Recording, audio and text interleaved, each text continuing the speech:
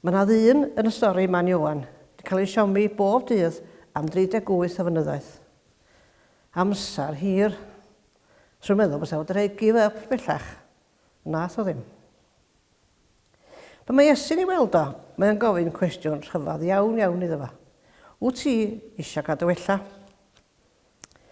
Wel, dyna pam oedd y dyn yno. Ond mae o'n gwestiwn pwysig iawn. Dim gofyn am wellad nath y dyn yma, ond cael cynnig gwellad. Mae erbyn hyn di colli'r awydd i gael ei wella wyrach. Cael ei siomi mor aml. Wedi bod ofn beth yn gwella, bos o'n gorfod gweithio'n lle cardota. Dim ond yr Efengyl Iowan mae'r stori yma. Rheswm oedd bod yr efengylwyr eraill yn canolbwyntio ar weinidogaeth Iesu Grist yng Nghalilea. A mi oedd llyn Bethesda yn Jerusalem oedd yn Jwdea. Mi oedd Iesu a disgyblion wedi mynd i Jerusalem i ddathlu gwyl yr Iddewon. A yna lawer iawn o bobl yn mynd i Jerusalem i ddathlu wahanol wyliau. Gwyl y Pas, gwyl y Pentecost, gwyl y Pebyll, gwyl Newydd Leuad, gwyl Sabathol. Ond ddim yn dweud pa wyl oedd hon. Mae nhw wedi mynd i fyny i ddathlu'r wyl. Dwi'n mynd i mewn i Jerusalem, maen nhw'n troi at Borth y Defaid, lle o 5 cyntedd colofnog. Ac yno oedd llyn yr elwyl Bethesda. Llyn wedi cael ei gau mewn a to uwchben bob cyntedd. Ac yno yna lawer iawn o gleifion yn gorwedd. Rhaid ddall, rhaid glof, rhaid i parlysu. Rhaid i dod yno ei hunan, lleill i cael ei cario gan rhywun arall. Rheswm bod nhw'no oedd bod nhw'n gobeithio cael ei achad fynd i fewn i ddŵr y llyn. Roedd y dŵr yn cynhyrfu, da'r cyntaf i mewn iddo'n cael ei achau, ond dim ond un bob tro.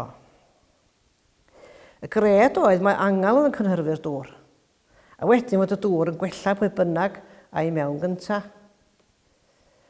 Na rhyw fath o rin yn y dŵr hwnnw. Dyna'n gobaith felly nag oedd i'r rhai oedd yn methu symud fynd i fewn i'r llyn. Os nag oedd yno rhywun i'w cario nhw i'r dŵr. Maen nhw'n dweud bod dŵr amball i ffynon yn gwella pobl hefyd. Mae yna rhywbeth yn y dŵr hwnnw. Lawer o'n pobl yn mynd i lwrt yn Ffrainc yn does. Mae'n dweud bod rhywbeth yn y dŵr hwnnw sy'n iachau pobl. A maen nhw'n dweud bod dŵr ffynon gybyn i Efonydd hefyd, y Salwm, yn gwella pobl. Y ffynon yma rhwng walia. Mae yna fyrddin wrth ochr y tŷ o hyd. A pobl wal neu anabal mynd yno gael eu trochi'n y ffynon flynyddoedd yn ôl. Cael gorffwys yn y tŷ am ychydig i wella'n iawn. A dyna bobl yn gredu am lyn Bethesda hefyd. Pob un o'r cleifion yn gobeithio am gael cyfle i gael ei achad, ond roedd hi'n sefyllfa anodd iawn. Mi oedd na rhywun yn cael ei wella bob tro, byddai'r dŵr yn cynhyrfu. Felly gan y bobl ffydd yno fo, gan dal i fynd, mwyn cael ei achad. Oedd Iesu yn deall rwsyd fod y dyn yma wedi bod yn gorwedd am 38 o flynyddoedd, cael ei gario gan rhywun bob dydd a'i adael. Alla oedd hi'n mynd i mewn i'r dŵr ar ei ben ei hun. Mae Iesu yn ei weld o. Mae lawer o'i wyrthiau Iesu Grist yn cael ei cyflawni pan mae o'n gweld yn does, ac yn aros. Canol y brysurdeb mae ganddo fo amser i ofalu am angen un person. Pan mae Iesu'n gweld ac yn aros, mae bywyd yn newid. Mae'n digwydd i ni na hefyd ydy. Mae'n gweld yn sefyllfa ni pwy bynnag gyda ni, beth bynnag sefyllfa di honno, a mae'n gwneud gwahaniaeth. Mae o'n deall yn teimladau ni, yn hanobaeth ni, felly o'r addaraear, felly mae o hyd. Gofyn i'r claf nath o, oedd eisiau gwellad, a mae o'n gofyn i nina hefyd heddiw. Yn y stori mae yna 3 peth. Cyflwr o dyn a'i anobaeth. Gyda'n deimlad os osturi Crist. Cariad yn trechu'r ddeddf. Cyflwr o dyn. Chi'n meddwl am y dyn mewn anabal. Cael ei gario'r un lle bob dydd am 38 o flynyddoedd. Dim gobaith cael neb i'w dawlu'r dŵr. Llwn ni'n beidio teimlo dros o'n allwn. Sut fysa ni'n teimlo yn y fath sefyllfa? Wel, fed up, mae'n siŵr. Depressed. Ei ffidil yn y to. Pam math Iesu Grist at hwn dybad a neb arall? Mae'n anodd dallt ydi. A dod 6 oedd dweud bod o'n holi rhywun am y dyn. Di gwybod i fod o'n gorwedd yma am yr holl amser. Dwi'n mynd atod o, dwi'n mynd i gyffwrdd o, fel gwnaeth o'i rei. Ond mae o'n gofyn cwestiwn, wyt ti eisiau cael dy wella? Mae eisiau gwybod wrach sut stad feddyliodd o ddo. Oedd o eisiau newid. Na gallu cerdded yn gwneud cymaint o wahaniaeth i fywyd o. Ac i bobl oedd yn nabod wrth gwrs. A oedd o'n cael sylw a chyd ymdeimlad wedyn efo dda. Allai'n beidio meddwl bod yna gariad lond lygaid Iesu Grist wrth o edrach yno fo. Lla ddechmygio yn penlinio flaen y dyn yma, edrach i mewn i'w lygad o. A gweld sut oedd o'n teimlo go iawn. Hawdd iawn di gweld sut mae bobl yn teimlo wrth edrach yn eu llygad nhw de. All neb guddio teimladau pan mae yna ofn a phoen yn eu llygad nhw. Diolch yn dweud oes, na nag oes. Dweud i gŵn o ddigalon mae o. Sir, does gen i neb yn mynd â fi mewn i'r pwll, mae'r dŵr yn cyffroi. Rwy'n ceisio mynd i mewn, mae rhywun arall yn llwyddo i gyrraedd ymlaen i. Trist de. Neb yn malio. Chwarae teg, dyn nhw'n dod â fo o bob dydd. Pam ddim aros i helpu wedyn? Neb efo digon amser iddo fo. A mae un peth dweud amdano fo, mae'n dal ati. Tam rhaid ti fyny na ddo, dal i drio. A mae Iesu Grist yn malio. A mae amalio amdano ni'na hefyd heddiw. Gwybod am y sefyllfa ni, a chyd ymdeimlo. Mae lawer o bobl yn sal yn ysbrydol y dyddiau yma. Sa neb i'w gwthio neu'r pwll. Pobl yn chwilio am wellad, ti'n mo hynna'n mynd i gyflwr anobeithiol, dim yn gwybod sut i gael iachad. Ond mae Iesu'r un ddoe heddiw ac yfory, a mae yma i bob un hwnna ni.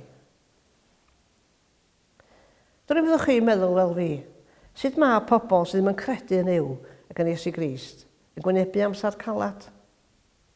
Sut maen nhw'n gallu dod trwyddi heb eu hunan yn llaw Duw? Allwn ni ddim yn gwneud yn hunan. Mae Iesu'n cynnig ffordd y groes, ffordd sy'n mynd i'n hachub ni. O'na stori am ddyn dim mynd i mewn i ogofau. Llawer iawn bethau diddorol yn yr ogofau yma. Dim mynd ar ei ben ei hun oedd o, erioed wedi bod o blaen. Dim golli yn y lle, ganghofio am amser.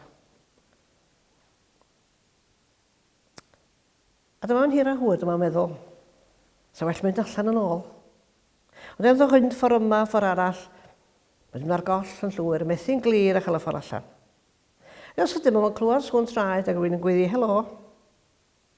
Yna ddyn yn cyrraedd, a tynnodd ar goll, hwn wedi arfer yn yr ogofau. Da chi ar goll, meddwl fo? Ylwch, dwi'n gwybod y ffordd allan, dilynwch fi. Doedd y dyn oedd ar goll, ddim eisiau llall meddwl, bod ormod o fabi. Na, dim diolch, meddwl fo, rhaid ffeindio fy ffordd fy hun allan. Llall yn ysgwyd i ben a dweud, wel, bod o fod wirion. Mae'r dyn yma wrthod gwrando ar rywun oedd yn cynnig dihangfa do. Gwrthod dilyn oedd yn gwybod y ffordd allan. Na sy'n digwydd heddiw de. Mae'n well gen rai pobl wrthod ffordd mae Iesu Grist yn ei gynnig. A mynd i ffordd eu hunan, bod nhw'n gwybod i bod nhw ar goll. Tydi yw'r ffordd, a mwy na'r ffordd i mi tydi yw'n grym. Pa les ymdrechu fargwydd heb o ti, a mi na'n ddim. Mae yna gydymdeimlad yn tosturi Crist yma hefyd. Trwy'r efengylau i gyd, mae'r geiriau tosturiodd Crist, i'w gweld yn aml iawn. Tosturiodd bobl oedd angen. Compassion ydy'r gair Saesneg, a dwi'n hoff iawn o'r gair yma. Mae pethau'n annwyl iawn yn y gair, does. Mae Iesu Grist yn cyffwrdd y gwahanglwyf, yn sychu dagar rhai sy'n wylo, yn gwenu'r rhai sy'n cael ei anwybyddu, rhoi cyfla teg hyd yn oed i welynion. Mae arw mab o rai gweddw o nain, tweld i hirath hi mae o'n tosturio, a chodi mab pio farw'n fyw. Bydd yn dyrfa mewn ddilyn ar lan y môr a eithaf amdyn hwyr, heb bwyd i wyta. Mae'n tostirio wrth nhw, a rhoi bwyd iddyn nhw. A ddigwyddodd yn y stori yma de.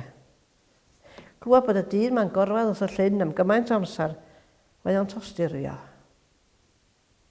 Doedd cymdeithas yn greulon doedden. Gydal i hwn orfad yma am gymaint o amser, a neb i'w anfon o'r llyn. Dyn yn abal yn dibynnu ar bobl holliach, neb ymalio. Neb fodlon mynd â fo i'r dŵr. Yr holl flynyddoedd, ond i bydd o'n gweld cymaint o bobl wedi cael ei wella, a fo ddim. O Jerusalem yn ddinas brysur iawn, adag yn rwyl hyn. A llawer o'n o bobl yn mynd a dŵad ffordd yma ar ffordd arall. Do neb ymalio am hwn. Neb yn tostirio. Ond mae Iesu Grist yn dod ato fo. Ddim yn cyffwrdd fo. Nag i cynnig i daflu'r llyn chwaith. Mae'n gofyn wyt ti isio cael dy wella. A mae'n cael sefyll ar ei draed, chodi fatras a cherddad, gwellad, cyflawn. Dyn wedi bod yn gorfod am yr holl flynyddoedd yn cael nerth i godi ar ei draed a cherddad.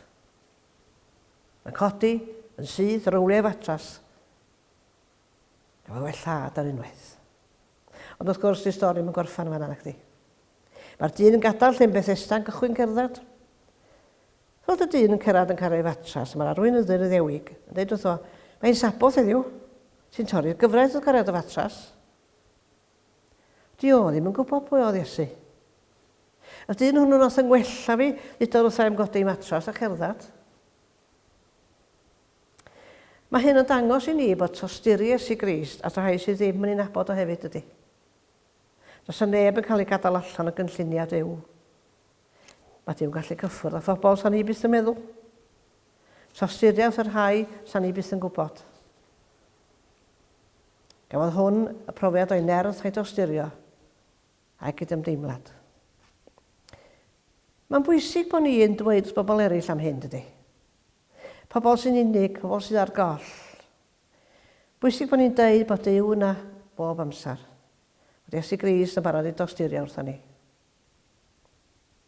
Rwy'n dweud hwnnw blaen, dwi'n mynd i'r capal yn wir, dwi'n mod o bechadur. A fi'n dweud wrthyn nhw, mae bechaduriaid sy'n mynd i addoli Duw. Fi'n i weld merch Jairus, mae Iesu Grist yn weddoli bod rhywun yn cyffwrdd i wisgo. Mae'n troi a dweud bod y ffydd i di a chau di. Mae'n debyg bod hi'n teimlo'n ormod o bechadur hefyd oedd i ofyn am iachad, a mi gafodd heb iddi ofyn. Crist yn tosturio di Iesu Grist yn gwaredwr ni. Dei atom ar ein gwendid, gan ein codi ar ein traed. Gyna da ni'n gweld bod cariad yn drech na delf. Rwy'n ei ddewog yn barod iawn i bwyntio bys at Iesu. Oedd o'n iachau ar y sabodd. Mae o hyd yn heri'r awdurdodau. Iachau ar y sabodd, bwyta sowsena yn yr hyd, yn ei herio nhw. Mae'n iachau'r dyn, ddeith o'n gariad fatras. Dau beth oedd ddim i fod i wneud ar y sabodd. Mae'n ddewan yn condemnio'r dyn am gariad fatras. Ti'n torri'r gyfraith? Wel, meddai'r dyn, dim yn ai mae'r bai. Y dyn oedd yn gwella fi ddod thai am wneud. Pwy oedd o'n meddwl nhw? Dwi ddim yn gwybod. Ond i Iesu llithro i ffwrdd yn doedd, o'n ormod o dyrfa nhw. Nes ymlaen, mae Iesu Grist yn gweld y dyn yn y deml. A dweud wrtho, paid â pechu hyn ymlaen. Mae'r dyn yn mynd y syth dweud wrth yn y ddewon, mae Iesu wedi wella fo. Pam nath o hyn, dybad? Canmoliaeth wrach, mor falch a cael ei wella. Ond esgus arall ei ddewa wel bai yna fo de. Wedi condemnio hyn o gan o'i ddweud wrth nhw. A ma ddudodd o. Dyma ddudodd o. Mae fan had yn dal i weithio drwy'r amser. Dwi'n na hefyd yn gweithio.